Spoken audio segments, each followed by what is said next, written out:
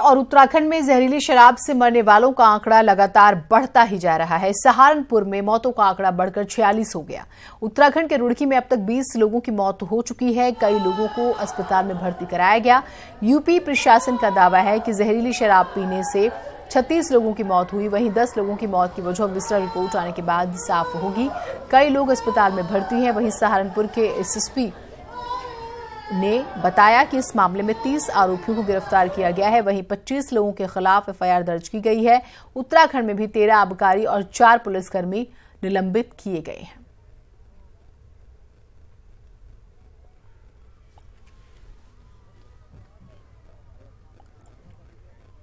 झबरेड़ा थाना क्षेत्र में जहरीली शराब से 20 लोगों की मौत हो चुकी है, जबकि 40 से ज्यादा लोगों का उपचार चल रहा है। वहीं गांव से मरीजों के पहुंचने का सिलसिला जारी है, जबकि 8 शवों को भी पोस्टमार्टम के लिए भेजा गया है। अब इनका पोस्टमार्टम होना भी बाकी है।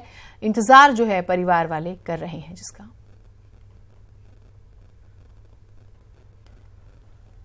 तो उत्तराखंड की बात करें, उत्तर प्रदेश की बात करें, अभी सबसे ज्यादा जिस खबर ने झकझोरा हुआ है वो जहरीली शराब से जिस तरीके से एक हमें कहें कि बहुत सारे लोगों की जान गई है।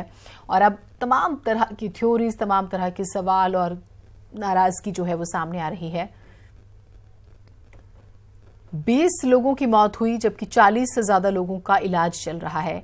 गांव से मरीजों के पहुंचने का सिलसिला अभी भी जारी है, जबकि 8 शवों को अभी पोस्टमार्टम उनका किया जाना बाकी है और परिवार वाले अस्पताल में इसका इंतजार कर रहे हैं। क्षेत्र के कई गांवों में जहरीली शराब का कहर देखने को मिला है, जिसमें अब तक 19 लोगों की जान जा चुकी है। आप मेरे पीछे देख सकते हैं कि जो मरीज जो लोग हैं अपने जो मरीजों का यहां पे इंतजार कर रहे हैं। जिस तरीके से अभी भी लगातार जो मरीज हैं यहां पे आने का सिलसिला जारी है। अब देखने वाली बात होगी कि इन मरीजों को क्या यहाँ पे सही उपचार मिल पाएगा, क्योंकि लगभग जितने भी यहाँ पे मरीज भर्ती थे उन्हें हायर सेंटर रेफर कर दिया गया है। और यहाँ पे लगभग जो 11 शव हैं उनका पोस्टमार्टम हो चुका है और 8 जो शव हैं अभी वो रुड़की सिविल अस्पताल पोस्टमार्टम हाउस में पड़े हैं। अब देखने वाली बात ये होगी कि कब तक इन शवों का पोस्टमार्टम हो पाता है और कब तक जो पुलिस प्रशासन है इनके सपुर्द कर पाता है। मनोज ज्वाल, न्यूज 18 रुड़की। और इस मामले को लेकर सीएम ने क्या कुछ कहा है, आइए जरा सुनते हैं। कल ये सुबह ही संज्ञान में आया, क्योंकि जो प्रभावित परिवार है उनको भी सवेरे जब लोग उठ नहीं पाए, घर के लोग, तो उनको तब समझ में आया कि वे उठ क्यों नहीं रहे हैं। और उसके बाद तत्काल वहाँ पर जो हमारी पुलिस है, हमारा प्रशासन है, उसको अलर्ट किया गया। संबंधित जो विभाग हैं ऐसे 17 लोगों पर त्वरित सस्पेंशन की कार्रवाई हुई और एडीएम की अध्यक्षता में एक जांच कमेटी उसके लिए बना दी गई है। घटना को लेकर के और जो शराब जहरीली परोसी गई उसको लेकर संशय है कि वो उत्तराखंड के किसी गांव में बनी या यूपी के किसी गांव में बनी, और इसलिए उस पर एक कमेटी बना दी गई है, संयुक्त कमेटी। योगी जी, उत्तर प्रदेश के माननीय मुख्यमंत्री जी की और मेरी बातचीत हुई, उस पर एक ज्वाइंट कमेटी बनाने का हमने निर्णय लिया है, ताकि जो असलियत है वो सामने आ जाए, ऐसी घटनाएं भविष्य में न हों, उसके लिए अलर्ट किया गया है और विभाग सक्रिय हैं। यद्यपि उसके लिए सदैव हमारे यहाँ व्यवस्था रहती है, जो हमारे आबकारी विभाग है वो समय समय पर इसकी जांच करता रहता है, लेकिन इस घटना ने हमको झकझोरा है निश्चित रूप से, और इसलिए हम घटना की तह तक जाएंगे। और वहीं जहरीली शराब से हुई मौतों के मामले में पूर्व सीएम हरीश रावत ने सरकार पर निशाना साधा और कहा कि उनके कार्यकाल में जो शराब नीति थी वो सबसे मुफीद थी।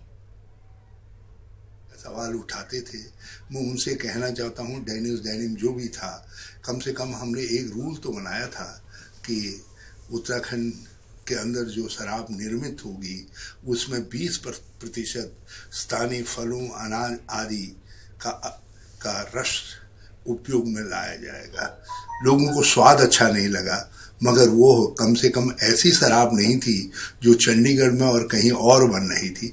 वो तो आप ही के फल सब्जी आदि को प्रोत्साहित करने के लिए एक नीतिगत तरीके से हमने निर्णय लिया था। आपको स्वाद अच्छा नहीं लगा, मैंने आदेश वापस ले लिया। लेकिन मैं आज भी कह रहा हूं, जब तक उत्तराखंड की आबकारी नीति यहाँ के उत्पादों के साथ, विशेष तौर पर हॉर्टिकल्चर के उत्पादों के साथ नहीं जुड़ेगी, तब तक आप अपने हॉर्टिकल्चर को कॉम्पिटिटिव नहीं बना पाएंगे, विकसित नहीं बना पाएंगे, आजीविका का आधार नहीं बना पाएंगे। सोचिए, मुझको तो आपने दंडित कर दिया, लेकिन अपने को दंडित न करिए। जो रास्ता मैंने निकाला था वही रास्ता उत्तराखंड के लिए मुफीद है। इधर कांग्रेस के प्रदेश अध्यक्ष प्रीतम सिंह ने सरकार से मृतकों के परिवारों के लिए 5-5 लाख के मुआवजे की मांग की है और दोनों राज्य सरकारों पर सवाल उठाए हैं। चाहिए थी, उसमें जो है सरकार और प्रशासन पूरी तरीके से विफल हुआ। मैं वहाँ पर था, लोग जो है ई रिक्शा से, टेम्पो के माध्यम से अपने परिजनों के जो लाशें थी उसको लाने का काम कर रहे थे। मैं समझता हूँ कि बहुत गंभीर विषय है और इस पर सरकार को तत्काल प्रभाव से कार्रवाई करनी चाहिए और जो मृतक हैं उनको कम से कम 5-5 लाख रुपया जो है मुआवजा देना चाहिए, ताकि वो गरीब परिवार फिर से अपने पैरों पर खड़े। सरकार जो है आबकारी विभाग के तमाम अधिकारियों को, कर्मचारियों को निलंबित करने का काम करती है। बेहतर होता कि सरकार समय रहते हुए इस पर कार्रवाई करती, तो ये दुखद घटना घटित नहीं हो सकती। सर, माना गया सरकार फेल है पूरे मामले में, जिस तरह से लगातार नहीं, निश्चित रूप से ये तो सामने आ रहा है। हाथ कान को आरसी क्या, पढ़े लिखे को फारसी क्या, सरकार तो बुरी तरीके से विफल है।